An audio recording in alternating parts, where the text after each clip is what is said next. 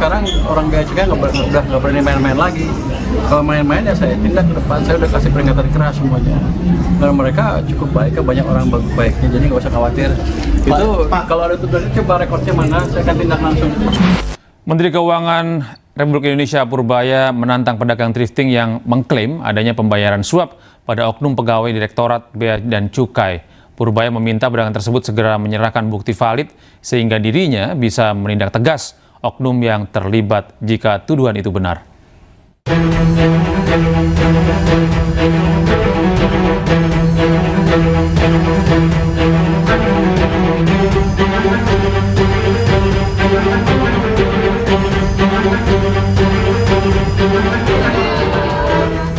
Menteri Keuangan Republik Indonesia Purbaya Yudi Sadewa mempertanyakan klaim seorang pedagang thrifting di Pasar Senen yang mengaku biaya meloloskan impor pakaian bekas di pelabuhan sekitar 550 juta rupiah per kontainer.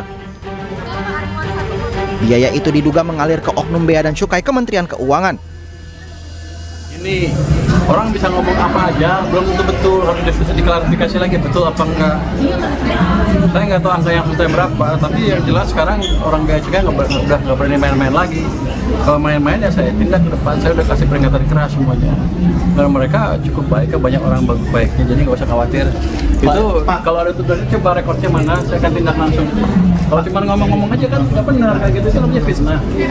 Kalau ada buktinya, saya akan eksekusi langsung.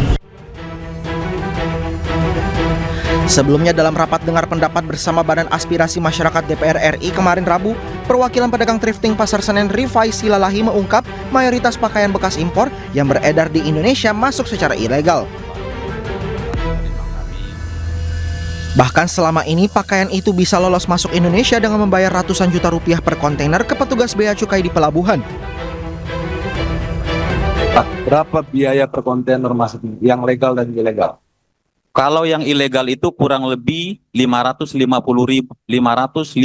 juta per kontainer. Ilegal. Itu biaya ilegalnya. Ilegal. Ya, jadi satu kontainer itu bayar 550 juta untuk bisa masuk ke Indonesia. Betul. Biaya masuk ke mana? Biaya masuk ke mana?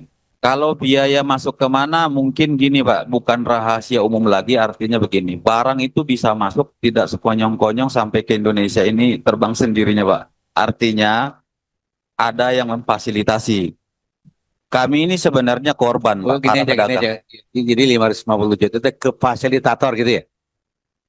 Oknum fasilitator gitu. Sementara itu dalam rapat kemarin sejumlah pedagang baju bekas atau thrifting juga meminta agar usahanya dilegalkan. Namun jika hal itu tidak dapat dikabulkan, para pedagang meminta ada pemberlakuan larangan terbatas sehingga memungkinkan kuota impor terhadap pakaian bekas diberikan. Tim Liputan iNews melaporkan. Komisi Pemberantasan Korupsi menyerahkan uang rampasan kasus korupsi investasi fiktif sebesar 883 miliar rupiah ke PT Taspen Persero. Dana itu berasal dari perkara Direktur Utama PT Insight Investment Management, Ekiawan Heri Primaryanto. KPK memamerkan uang rampasan terkait kasus investasi fiktif PT Taspen di Gedung Merah Putih KPK Jakarta Selatan. Nilai uang yang dirampas untuk negara mencapai 883 miliar rupiah. Namun karena keterbatasan ruangan, uang yang diperlihatkan ke publik hanya 300 miliar rupiah. Kasus investasi fiktif PT Taspen telah bergulir penyidikannya di KPK. Awalnya 2 orang ditetapkan sebagai tersangka dalam kasus ini, yaitu Dirut PT Taspen Antonius Kosasi dan mantan Direktur Utama PT Insight Investment Management Ekiawan Heri Primaryanto.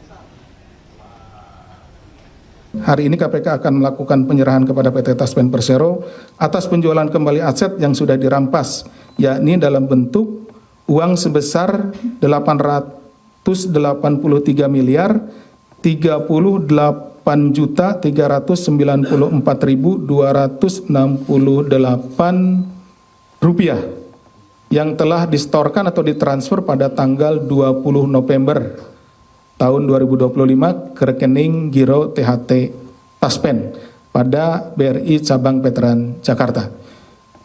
Sejumlah 6 unit efek yang telah dipindahkan tanggal 17 November 2025 ke rekening efek PT Taspen Persero. Jadi ada 2 dua hal ya. Tadi uang sejumlah 883 miliar sekian, kemudian sejumlah 6 unit efek. Sementara uang di depan ini atau di belakang saya, ini karena tempat dan keamanan tidak bisa kita tampilkan seluruhnya. Jadi seharusnya ditampilkan 883 miliar sekian, tapi yang kita tampilkan adalah sekitar 300 miliar. KPK memandang bahwa korupsi pada dana pensiun adalah salah satu kejahatan yang paling miris. Karena korbannya adalah kelompok masyarakat yang telah mengabdi puluhan tahun kepada negara, ASN. Jadi ASN telah memberikan kemampuannya, hidupnya ya untuk melayani masyarakat, melayani negara. Tapi kemudian uang yang seharusnya diterima oleh saudara-saudara kita kemudian dikorupsi. Seperti itu. Yang dengan uang pensiun itu akan menggantungkan keberlangsungan hidup.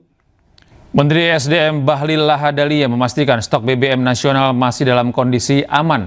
Dalam hitungannya, ketersediaan BBM masih cukup hingga 18 hari ke depan. Bahlil meyakini dengan stok BBM ini dapat mencukupi ketersediaan masyarakat Indonesia meskipun sejumlah SPBU swasta masih terdapat beberapa yang tidak menjalankan penjualan bensin.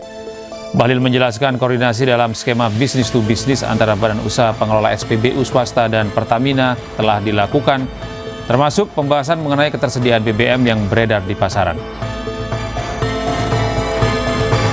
Sampai dengan hari ini stok BBM kita aman, cadangan kita di angka 18 hari, minimalnya itu kan 18 hari sampai 19 hari, dan clear. Artinya sahabat-sahabat saya pelaku usaha swasta sekalipun tidak menjalankan penjualan bensin khususnya, tapi kan alhamdulillah rakyat kan tetap. Presiden Prabowo Subianto memanggil sejumlah Menteri Kabinet Merah Putih ke Istana Kepresidenan Jakarta. Terima kasih. Assalamualaikum warahmatullahi wabarakatuh. Menteri Pertanian Amran Sulaiman mengatakan dirinya menghadap Presiden untuk melaporkan perkembangan pangan, khususnya beras. Amran memastikan Indonesia akan segera swasembada pangan. Sementara itu, Wakil Kepala BGN Nani Esdeyang mengatakan dirinya akan membahas mengenai becak listrik dan juga program MBG. Saat disinggung mengenai jumlah satuan pelayanan pemenuhan gizi, Nani menyebut hingga saat ini jumlahnya mencapai 14.320 unit.